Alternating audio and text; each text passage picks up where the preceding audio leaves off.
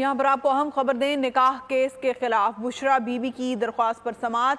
اگر ان کا پہلا نکاح ٹھیک تھا تو دوبارہ کیوں نکاح کیا؟ گواہ نے کہا کہ پہلا نکاح عدت میں ہوا تھا، اس لیے دوبارہ نکاح پڑھایا گیا۔ میرے پاس گواہ موجود ہیں جنہوں نے کہا کہ نکاح عدت میں ہوا۔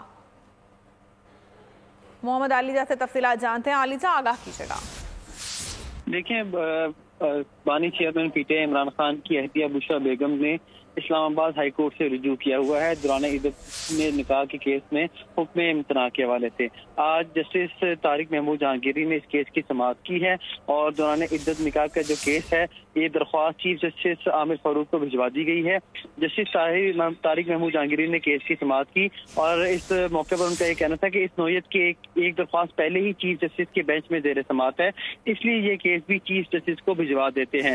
پاکستان تحریک انصاف کے وکلاء کی جانب سے اس چیز کی مخالفت کی گئی اور یہ استدعا کی گئی کہ جو ٹرائل ہے اس کو روکا جائے۔ عدالت نے جو ٹرائل ہے اس کو روکنے کی استدعا مسترد کی اور یہ درخواست جو ہے چیف جسٹس کو بھجوا دی ہے۔ جی بہت شکریہ علی۔ سبسکرائب کریں اور بیل دبائیں تاکہ کوئی خبر رہ نہ جائے۔